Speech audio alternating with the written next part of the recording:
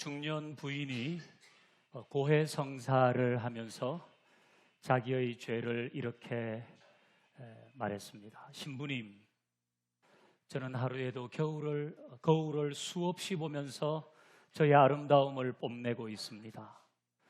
그렇게 하지 아니려고 애를 쓰지만 저의 아름다움을 감출 수가 없습니다. 저의 교만한 죄를 용서해 주십시오. 그 신부님이 커튼을 살짝 열어서 부인의 얼굴을 힐끔 쳐다보았습니다. 그리고 이렇게 말했습니다. 자매님, 안심하십시오. 그것은 죄가 아니라 착각입니다. 모든 사람은 착각을 합니다. 예수 믿는 사람도 착각을 합니다. 저도 여러분도 마찬가지입니다. 오늘 본문을 보면 제자들의 착각이 나오는데요. 우리 35절을 같이 봅니다. 시작. 너희는 넉 달이 지나야 추수할 때가 이르겠다 하지 아니하느냐. 그러나 나는 너희에게 이르노니 너희 눈을 들어 밭을 보라. 휘어져 추수하게 되었도다. 아멘. 제자들은 추수하려 그러면 4달을 기다려야 한다고 말합니다. 그런데 예수님은 아니, 지금이 추수 때야, 그렇게 말씀하시죠. 4달을 기다려야 한다고 하는 것은 제자들의 착각이라는 것입니다. 여기서 추수는 곡식을 거두는 것이 아니라 생명을 거두는 것입니다. 영혼을 추수하는 것입니다. 그러니까 전도해야 될 때가 지금이라고 예수님은 말씀하시는데 제자들은 지금은 아니라고 얘기하죠. 예수님은 그게 착각이라고 말씀하시는 것입니다. 어쩌면 우리도 제자들과 같은 착각을 하고 있는지 모릅니다. 지금은 아니에요. 지금은 전도할 때가 아니에요. 그렇게 말하고 있는지 모릅니다. 그래서 예수님께서 우리에게는 이렇게 말씀하실 것 같아요. 35절 이렇게 한번 읽어보겠습니다. 시작. 너희는 코로나가 지나야 추수할 때가 이르겠다 하지 아니하느냐. 그러나 나는 너희에게 이르노니 너희 눈을 들어 밭을 보라. 휘어져 추수하게 되었도다. 아멘. 제자들은 4달이 지나야 전도할 수 있다고 하는데 그것처럼 우리도 전도는 코로나가 지나야 할 수 있다고 생각합니다. 사실 지금은 사람을 만나기도 쉽지 않아요. 그리고 교회에 가자고 말하기는 더 쉽지 않습니다. 그래서 전도는 코로나가 지나야 할 수 있다고 생각합니다. 그런데 예수님은 지금이 적기라고 하십니다. 지금도 영혼을 추수할 때라고 하십니다. 코로나가 끝나기를 기다리는 것은 누군가를 추수할 기회를 놓치는 것이 될 수도 있습니다. 그런데도 이 말씀이 여기까지 오지 않습니다. 여기로는 알겠어요. 예수님이 말씀하셨으니까 그럼요, 지금도 해야죠. 여기는 동의하는데 여기서는 동의가 잘 안 돼요. 왜 그럴까요? 역시 코로나이기 때문입니다. 지금은 아니라고 생각하죠. 지금 한다고 이게 되겠어? 지금은 아닌데 그런 마음이 우리에게 있습니다. 주님이 말씀하시면 해보기는 해보겠지만 마치 한강에 돌 던지는 것과 같은 이 무의미하다고 하는 생각을 벗을 수가 없기 때문이요. 자, 우리 36절도 또 한번 읽어보십시다. 36절 시작. 거두는 자 이미 삭도 받고 영생에 이르는 열매를 모으나니 이는 뿌리는 자와 거두는 자가 함께 즐거워하게 하려 함이라. 아멘. 그 전도하는 일에는 뿌리는 일을 하는 사람과 거두는 일을 하는 사람이 있다, 이 말씀이죠. 뿌리는 일은 뭡니까? 우리 그동안 다 해왔던 겁니다. 전도를 위해서 하는 모든 일입니다.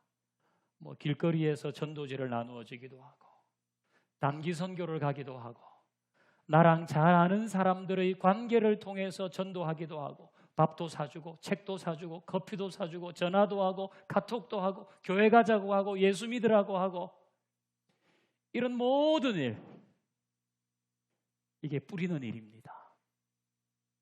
거두는 일은 그 사람의 손을 잡고 예배당에 나오는 겁니다. 등록을 하게 하고, 그로 세례를 받게 하고, 예수를 믿게 하는 것, 그게 거두는 것입니다. 자, 전도하는 일에는 이처럼 뿌리는 일과 거두는 일이 있다, 그 말씀이죠. 37절도 한번 읽어봅니다.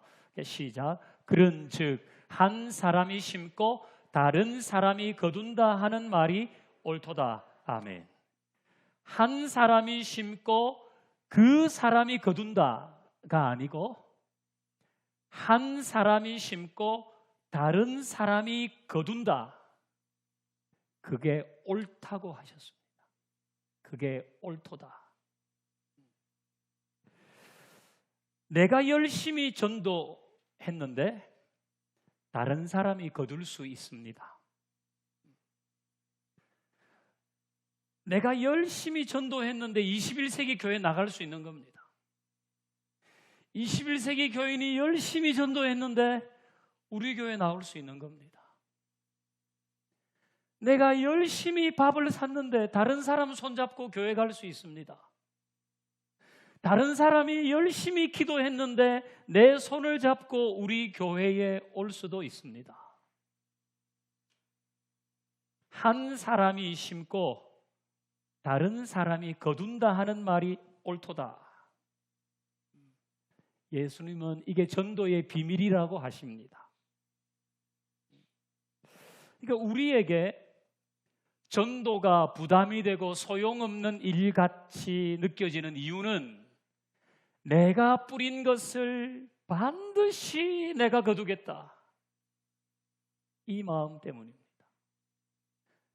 내가 예수 믿자고 했으면 반드시 내 손을 잡고 교회에 와야 한다고 생각하니까 이게 좀 무의미한 일 같단 말이에요.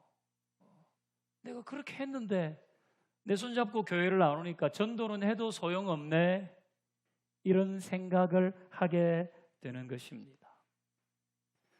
여러분, 내가 심었지만 다른 사람이 거둘 수 있습니다. 지금 내가 전도의 씨를 뿌렸는데 10년 후에 다른 사람이 거둘 수도 있습니다. 내가 그렇게 교회 가자고 할 때는 안 가더니 어느 날 LA 영락교회 가보니까 장로가 되어 있어요. 저도 그런 경우 있는데요. 제 고등학교 친구 중에 이용욱이라고 있어요. 우리 교회 집사님하고 이름이 똑같아요. 친했어요. 고3 때는 야자 같이 하고 학교에서 같이 자고, 아침에 그 여동생이 우리 고등학교 뒤에 중학교 다녔거든요. 뭔 공부도 그래 안 하는데 학교에서 밤을 새고 여동생이 가져온 아침을 먹고 그렇게 자고는 지냈어요. 제가 교회 가자고 안 했겠어요? 교회 가면 예쁜 여학생 있다부터 시작해가지고 모든 레파토리를 통해서 교회 가자고 했어요. 근데 교회 안 갔어요. 대학 가서도 교회 안 갔어요. 운동권 하고 막 이렇게 한다고 교회 안 갔는데,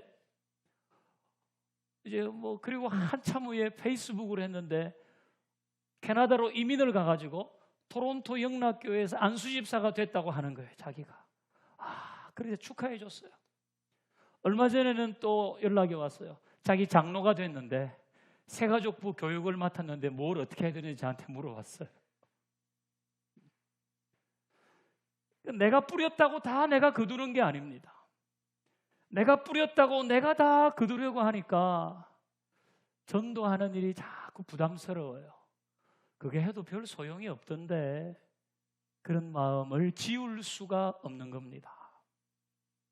자, 우리 37절 다시 봐요.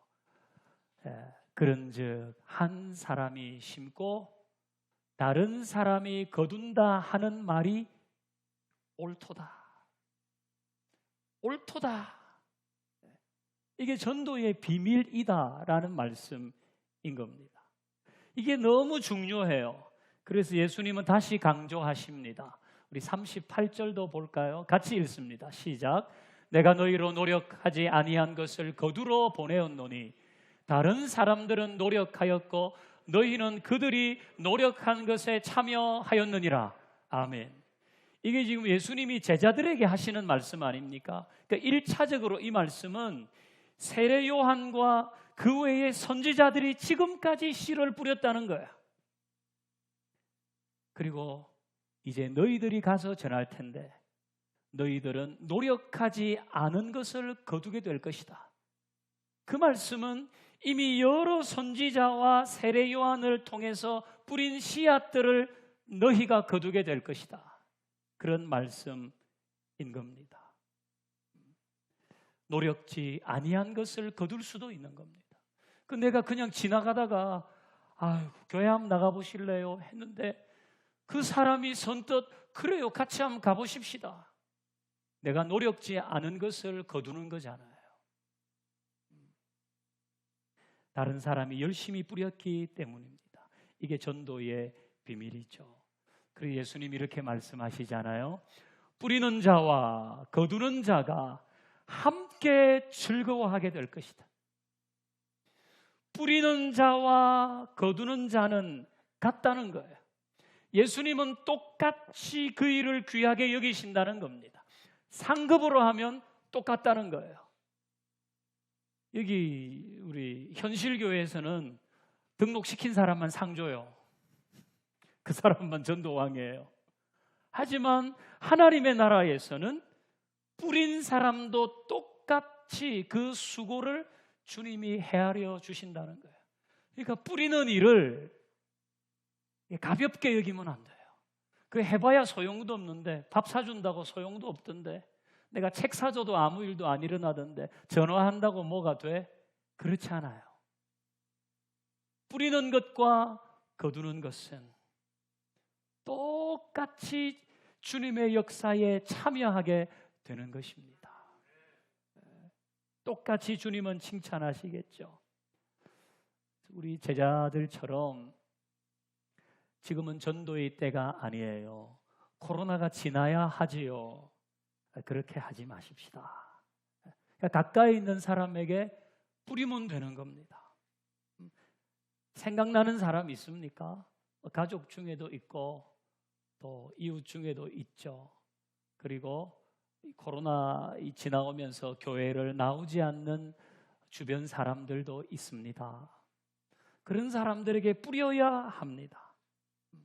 코로나가 끝나기를 기다리지 말고 온라인 평화교회 소개하고 기독교 방송도 한번 들어보라고 하고 여러분이 좋아하는 목사님 있으면 그 목사님 설교도 한번 들어보라 그러고 지금은 뿌려야 될 때인 겁니다.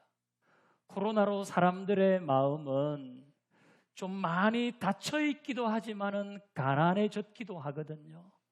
그러니까 이럴 때에 씨를 뿌려야 하는 겁니다. 그러니까 우리의 전도는 하나님 나라의 전도가 돼야 되는 거예요.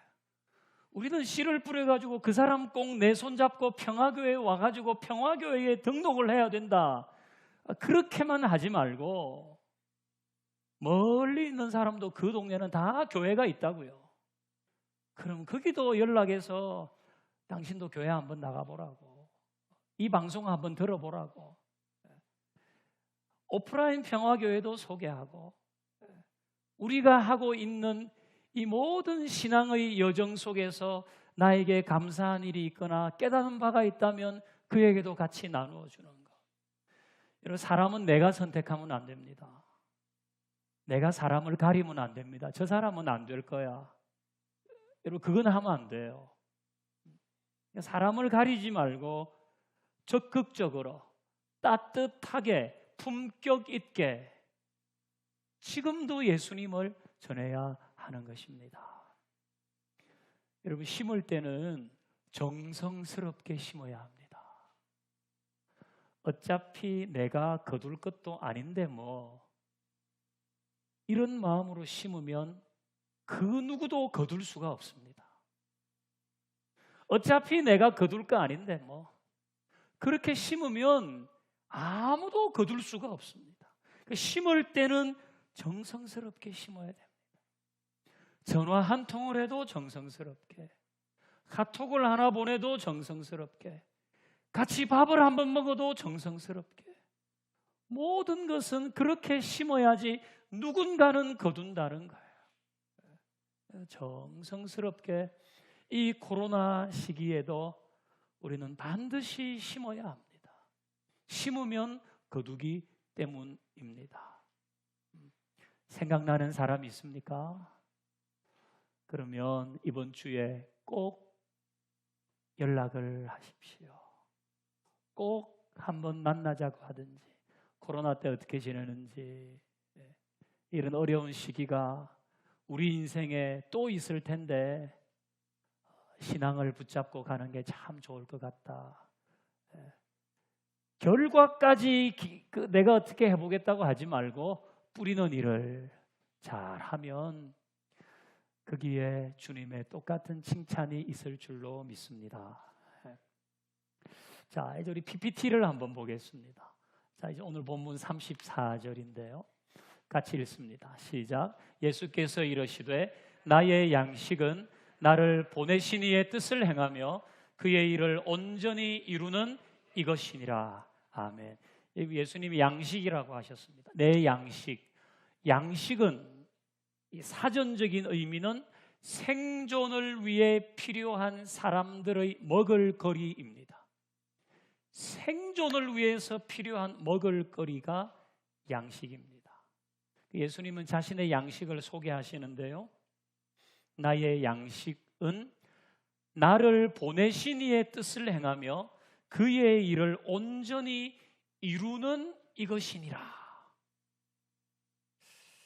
나의 양식은 쌀 아니면 빵, 밀키트 이런 게 아니고 나의 양식은 하나님의 뜻을 행하고 하나님의 일을 온전히 이루는 것이다. 예수님이 그렇게 말씀하십니다. 자, 여러분, 이 구절을 좀 곱씹어 보십시오. 어울리지 않는 단어가 하나 있지 않습니까? 어떤 단어 같아요? 저는 양식이라고 생각해요. 이거는 양식이 아니라 사명이라고 해야 되는 거 아닙니까? 나의 사명은 하나님의 뜻을 행하고 하나님의 일을 온전히 이루는 것이다. 이게 자연스럽지 않아요? 그건 내 사명이야. 내 사명은 하나님의 뜻을 이루고 하나님의 일을 행하는 거야. 이게 더 매끄러운데 예수님은 왜 굳이 이걸 양식이라고 하셨을까요? 여러분, 양식은 필수품입니까? 사치품입니까? 양식은 필수품입니다. 폼으로 밥을 먹는 사람은 없습니다. 먹기 위해 사냐, 살기 위해 먹냐, 이런저런 얘기가 있어도 먹어야 살 수 있는 겁니다. 먹지 않으면 죽습니다. 여러분 중에는 친구 없이 나는 못 살아 그런 사람이 있을 겁니다. 근데 친구 없이도 살 수는 있습니다. 근데 먹지 않으면 죽습니다. 나는 그거 없으면 안 돼. 자동차, 세탁기, 냉장고, 기타 등등 여러 가지 그거 없으면 나는 못 살아. 근데 다 살 수 있어요. 하지만 양식이 없으면 죽습니다. 시간이 지날수록 죽습니다. 오늘 한 끼 굶는다고 내일 아침에 바로 죽는 거 아닙니다. 하지만 서서히 죽어갑니다.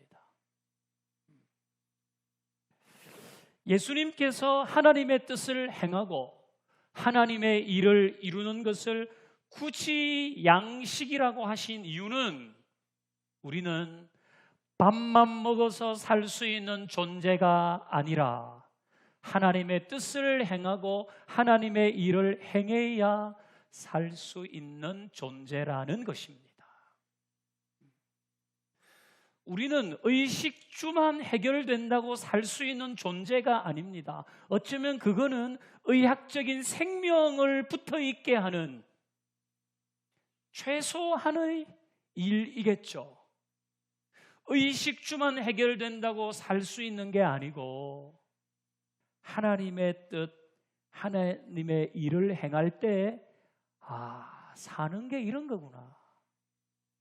사는 거는 이런 의미가 있는 거구나. 사는 데는 이런 목적이 있는 거구나. 이런 보람이 있네. 그걸 느끼면서 살 수 있다는 거예요. 이거는 양식인 겁니다. 이건 놓치면 안 됩니다. 이건 꼭 챙겨야 하는 겁니다. 그동안 저도 여러분도 하나님의 뜻대로 살려고 애쓴 적이 많습니다. 힘들 때도 있었습니다. 하지만 그게 양식이었습니다. 그 양식이 있어서 오늘 내가 있는 겁니다. 우리는 그동안도 하나님의 일을 위해 수고했습니다. 어떤 때는 좋은 소리도 못 듣고 어떤 때는 오해도 받았지만 하나님의 일을 했습니다. 하지만 그게 양식이었습니다. 그게 있어서 오늘 내가 있는 겁니다. 지금 드리는 이 예배도 양식입니다. 우리 오늘 예배 시작하면서 우리 모두 예배하는 자들요, 온전히 영과 진리로 예배하자. 주가 우리 가운데. 이 찬양 우리 할 때에 우리 마음에 이 좀 벅차오르는 그런 감동이 있지 않아요? 그게 다 양식이에요. 그게 밥을 100그릇 먹는다고 생기는 게 아닙니다. 예배가 우리의 양식인 거예요. 기도가 우리의 양식이고 우리가 하는 큐티가 양식입니다.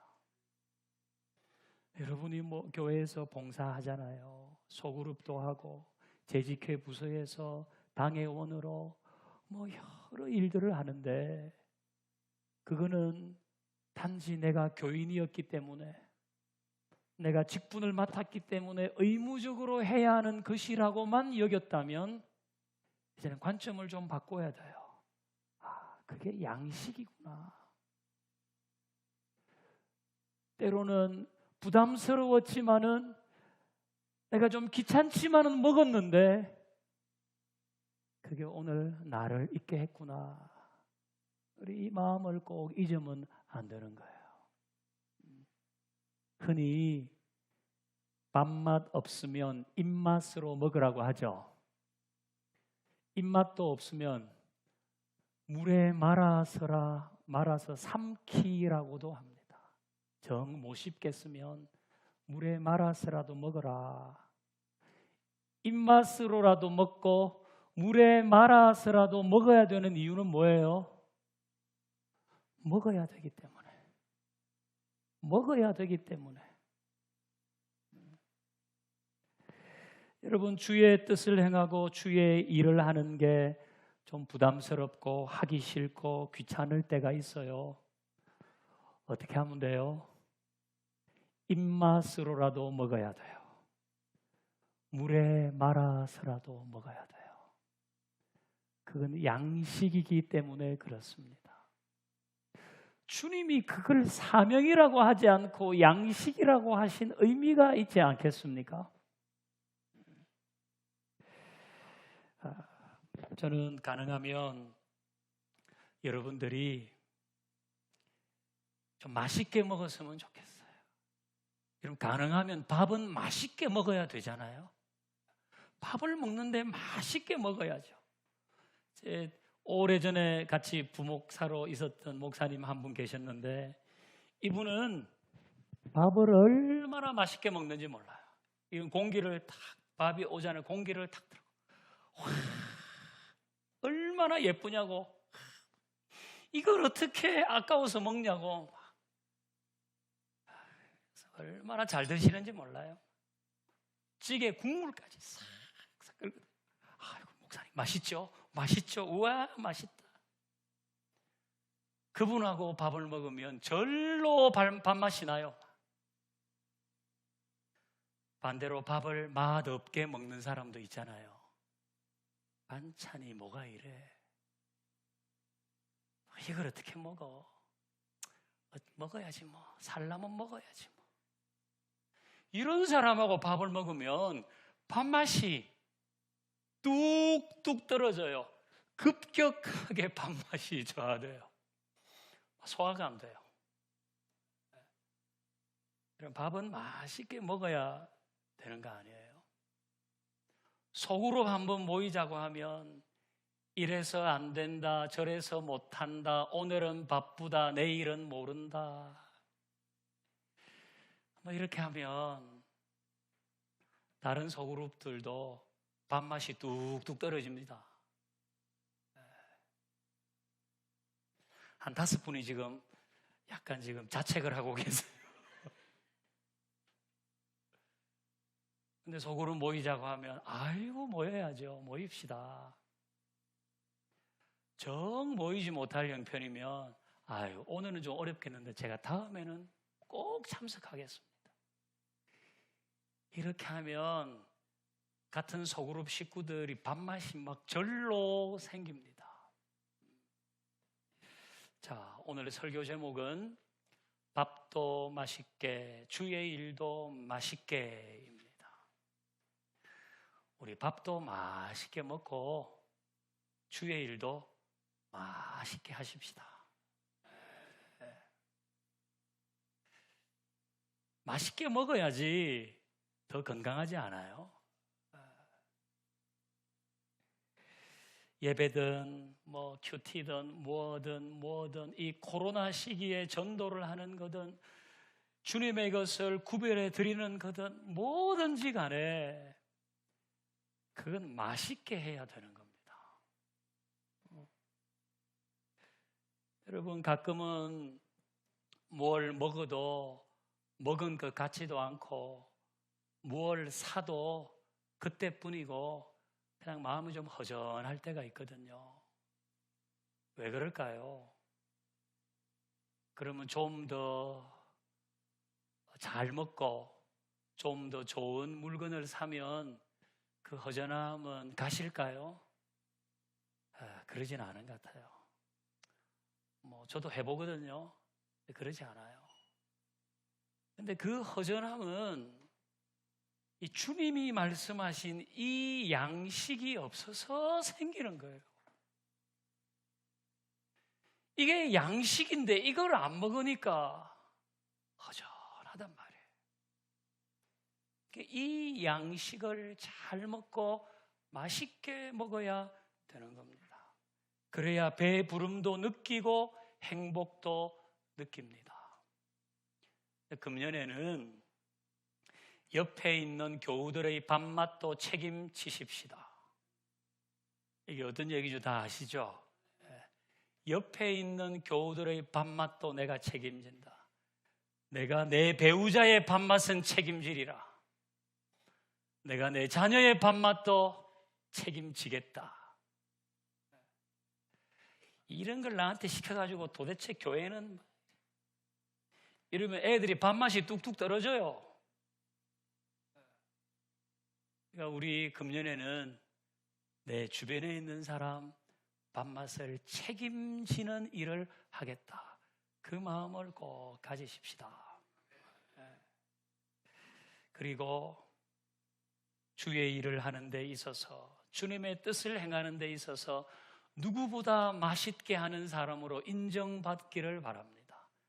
그 사람들이 아유 나는 그 권사님하고 이거 하고 싶은데 나는 그 집사님 그 장로님이랑 이거 해야 되겠어. 그래야 밥맛이 나니까. 여러분이 다 그런 주인공 되면 좋겠습니다. 이제 새해인데요. 코로나는 여전히 기승을 부리고 있지만 우리 전도하는 일에 있어서 뿌리고 거두는 일은 계속돼야 되는 것입니다. 그래서 할 수 있는 대로 우리 따뜻하게 품격 있게 적극적으로 뿌리고 거두는 일을 계속해 나가십시다. 그리고 이 미간에 이 뭐죠? 미간이 뭐라 그러지? 주름이라 그래. 막 미간에 막 주름 생기게 해서 일하지 말고 입꼬리를 올리면서 이빨을 보이면서 금년에는 뭘 하든지 맛있게 주님의 일을 감당하겠습니다. 그래서 그 어느 해보다 이 양식이 우리의 삶을 더 강건하게 하는 은혜를 누리며 가기를 주의 이름으로 축원합니다. 이제 우리 찬양하십시다. 이 찬양 마지막 부분 가사 참 좋아하는데요. 갈보리 언덕 너머 그 어느 날 주 안에서 온전케 되리라. 이게 노래 가사입니다. 이게 이 노래의 결론입니다. 우리 다 더 온전해져야 되는 사람들 아닙니까? 근데 갈보리 언덕 넘어 그 어느 날이라고 하는 것은 계속해서 예수님으로 인해 십자가로 인해 나는 더 온전하여질 것이다. 이 고백입니다. 우리 오늘 말씀을 들었는데 전도하는 일, 뿌리는 것도 정말 소중한 거구나. 그 마음 가지고 이 모든 것 양식인 줄 알고 내가 더 맛있게 주의 일을 감당하겠습니다. 이 모든 것도 우리가 더 온전해지는 것이죠. 우리 그런 마음으로 이 찬양을 같이 하십시다. 주 앞에 나와 제사를 드리네. 마음 열어 내 삶을 드리네. 주를 봅니다. 끝없는 사랑 나 회복시. 아멘. 주 앞에 나와 주 앞에 나와 제사를 드리네. 마음 열어 내 삶을 드리네. 주를 봅니다. 끝없는 사랑 날 회복시. 아멘. 이제 눈 들어 주 보내. 그 능력 날 새롭게 해. 주님의 사랑 날 만지시니 내 모든 두려움 사라지네. 폭풍 속에도 아멘 들고 믿음으로 주와 건네. 갈보리 언덕 넘어 그 할렐루야. 주 안에 온전케 돼. 주 앞에 나와 주 앞에 나와 제사를 드리네. 우리의 삶을 맡깁니다. 주를 봅니다. 끝없는 사랑 나. 할렐루야. 이제 눈을 들어 이제 눈 들어 주 보내. 그 능력 날 새롭게 해. 주님의 사랑 나. 할렐루야. 내 모든 두려움 사라지네.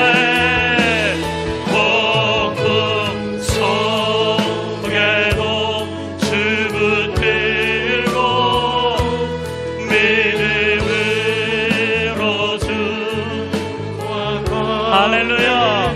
갈보리 언덕 넘어 주 안에서 온전케 되리라. 이제 눈을 들어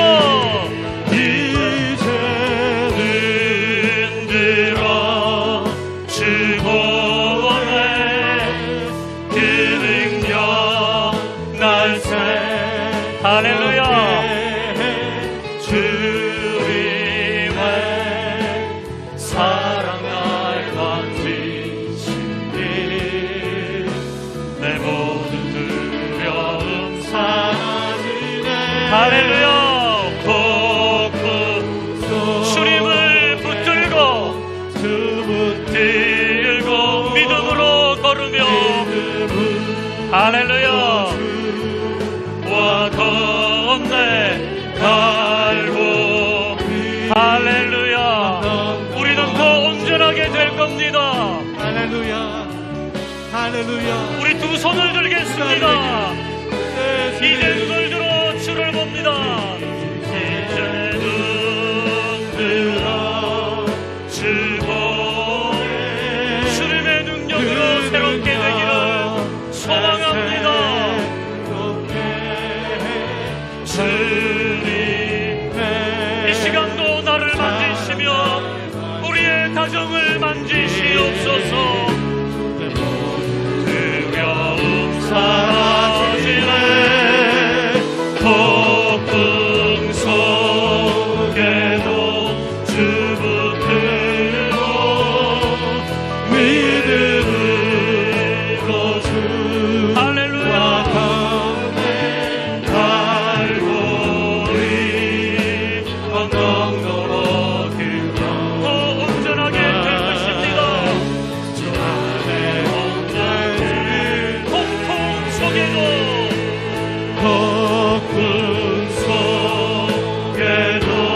주 붙들고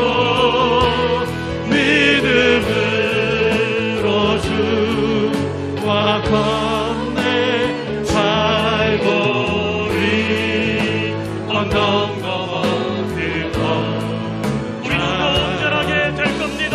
안에 온전해 갈고리 언덕 넘어 갈고리 언덕 넘어